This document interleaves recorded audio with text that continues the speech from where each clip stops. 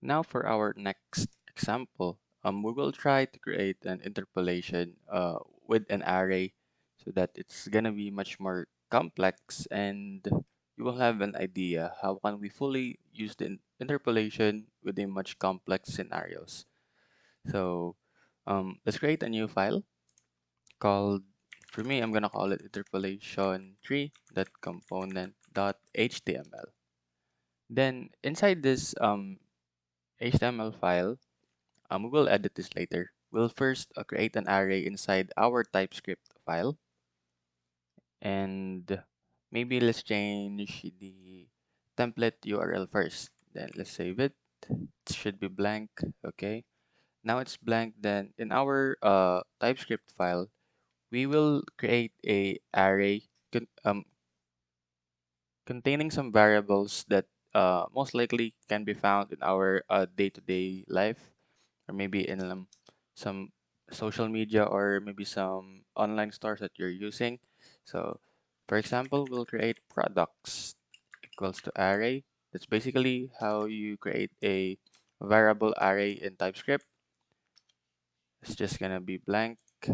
um, there you go. And then we put the brackets.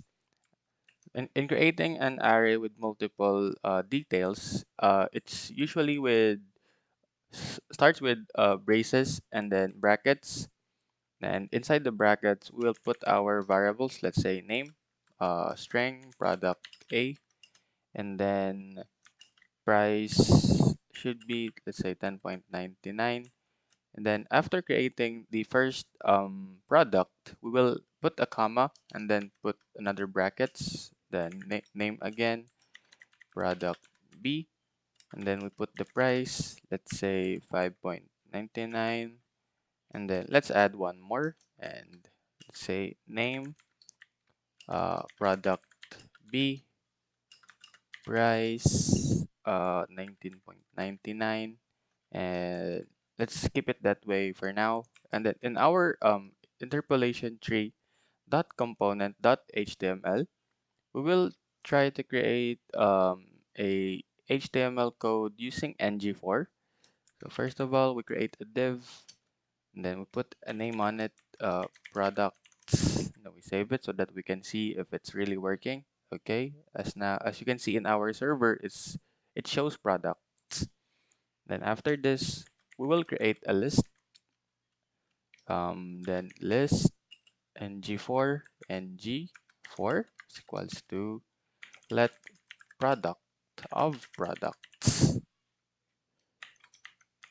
and inside our brackets here we can access the TypeScript variables that we made. So how can we access it? First of all, we call this variable products, then we put a dot and we put the variable name that we want to use. For example, products dot name will basically access the product A. Then product dot price will basically access uh, each one of this: price, 5.99 and 19.99.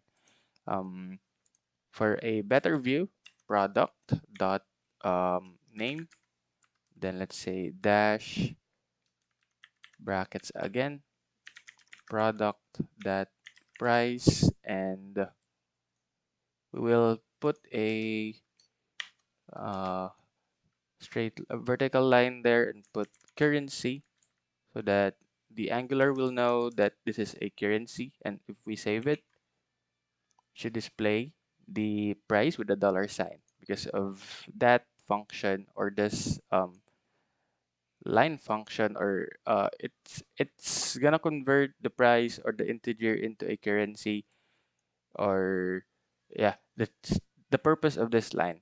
Then as you can see, we basically access the product name, product A, then its value. In this code, it's actually inline automatically because we are using ng4, and if we can see in our TypeScript file, The first product is having a 10.99 price, wherein if you can I'll close this first. If you can imagine it in this code, it's basically gonna show us that the the the product name will coincide with the product price along if you're gonna check it inside the TypeScript file, and um, it's gonna automatically create the or automatically populate using the ng4. So it's gonna be first product, second product, and third product.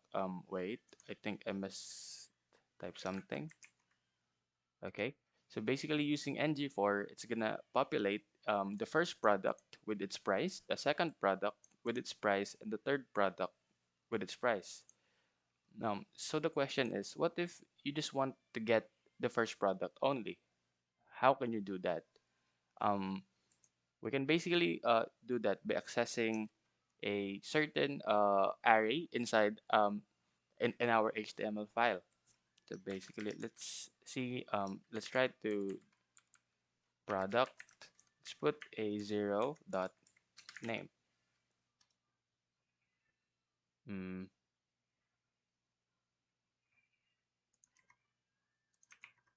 let's say yeah, it should be products. Okay. So here it's products. So basically, what we did to populate this, we're calling the first index in the array. That should be index zero. So this is index zero. Uh, oh wait, this is index zero. This is index one, and this is an index two. So basically, in our HTML code, we can basically call the index zero and populate the name of the index zero or the price of the index zero. So you can do it like this. You can put a dash and then you can populate it again using, let's say, product zero dot price. Then it's gonna automatically populate it like this. It's just basically like the list that we made using ng4, but this one that doesn't have a convert a identifier that this is a currency, so we put currency on it, then it's gonna show the currency.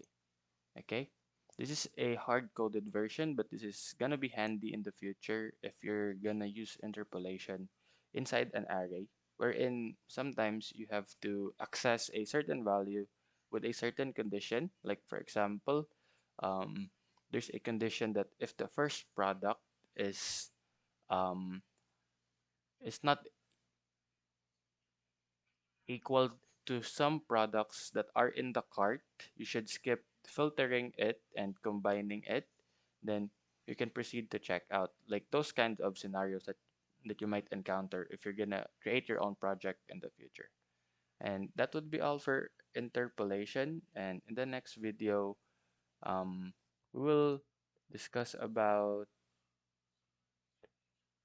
the next example that I should demo for you. Thank you, and that would be all.